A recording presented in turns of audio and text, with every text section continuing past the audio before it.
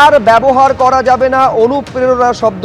স্বাধীনভাবে কাজ করতে পারবেন সরকারি কর্মীরা। সচিবদের সঙ্গে এই বৈঠকে এই কথা জানিয়েছেন মুখ্যমন্ত্রী শুভেন্দু অধিকারী। অনেকে হ্যাঁকে সম্মতি জানিয়ে হ্যাঁ বলছেন, আমাকে আর এটা বলতে হবে না, সুচিন্তিত মতামত দেবেন সরকারকে। নবান্নে সচিবদের সঙ্গে বৈঠকে এই বার্তায় দিয়েছেন মুখ্যমন্ত্রী শুভেন্দু অধিকারী বলে সূত্র মারফত জানা যাচ্ছে।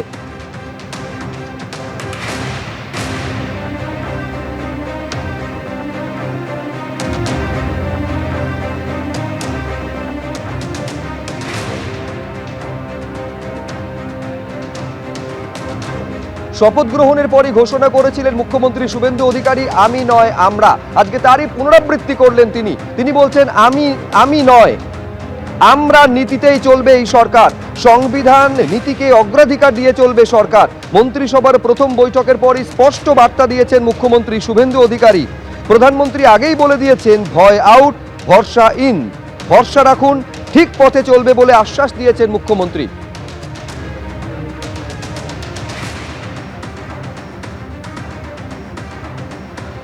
এই গভর্নমেন্ট আমিত্বে বিশ্বাস করে না, আমরা নীতিতে চলবে এবং রুলস অ্যাক্টস সংবিধান একে প্রায়োরিটি দিয়েই আমরা কাজ করব।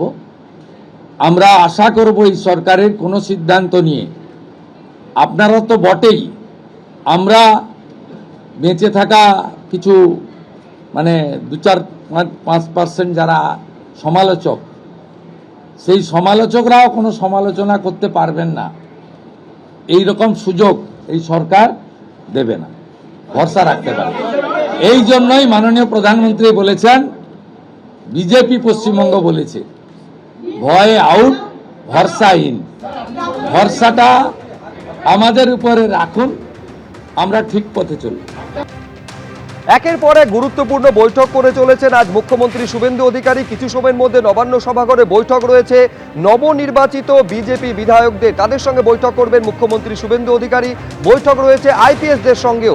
এই নিয়ে জানবো, দুই প্রতিনিধি সরাসরি আমাদের সঙ্গে রয়েছেন কৃষ্ণেন্দু অধিকারী এবং আমাদের সঙ্গে রয়েছেন উজ্জ্বল মুখোপাধ্যায়। উজ্জ্বল, এইটা আমি তোমার থেকে জানতে চাইবো, নিঃসন্দেহে প্রশাসনের কাজে বিশেষ গুরুত্ব দিচ্ছেন মুখ্যমন্ত্রী শুভেন্দু অধিকারী। আইন শৃঙ্খলার প্রশ্ন যে অগ্রাধিকারের তালিকায়, এই পদক্ষেপ থেকেই স্পষ্ট। আইপিএসদের সঙ্গে বৈঠক কখন হতে চলেছে, কি বার্তা আজকে মুখ্যমন্ত্রী দিতে পারেন? দেখো, প্রথমত বলি, সেটা হচ্ছে যে বিধায়কদের সঙ্গে বৈঠক চলছে।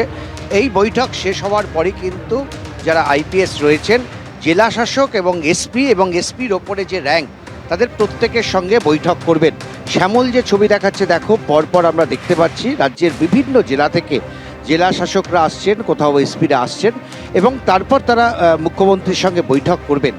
এই বৈঠক এই কারণে অত্যন্ত গুরুত্বপূর্ণ যে প্রথম মুখ্যমন্ত্রীর ব্রিফিং, অর্থাৎ পুলিশের কাছে, প্রশাসনের কাছে কোন দৃষ্টিভঙ্গি থেকে মুখ্যমন্ত্রী তার রাজ্য চালাতে চান, কোন দৃষ্টিভঙ্গি থেকে তিনি চান অফিসাররা কাজ করুক, এই বিষয়ে এই বার্তাটা কিন্তু স্পষ্ট হবে।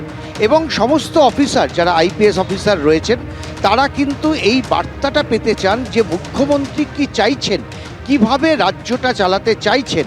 মনে করা হচ্ছে যে আজকের বৈঠক থেকে হয়তোবা তার একটা গাইডলাইন মুখ্যমন্ত্রী তুলে দেবেন রাজ্যের সমস্ত আইপিএস অফিসার এবং এসপি ডিএমদের কাছে। কারণ আমরা দেখেছি যে এবারের নির্বাচনে রাজ্যের আইন শৃঙ্খলা, সেটা ছিল কিন্তু বিজেপির সবচাইতে বড় অস্ত্র। তারা বারবার এই অভিযোগ করেছে যে রাজ্যের আইন শৃঙ্খলা পরিস্থিতি অত্যন্ত খারাপ এবং আইএস আইপিএস অফিসারদেরকে তৎকালীন সরকার তাদের নিজেদের স্বার্থে ব্যবহার করেন, তাদের কোনো তাদের যোগ্যতা থাকা সত্ত্বেও তাদের কাজ করতে দেওয়া হয় না। আমরা দেখেছি এই অভিযোগে বারবার তৎকালীন বিরোধী দলনেতা শুভেন্দু অধিকারী যেমন সরব হয়েছিলেন।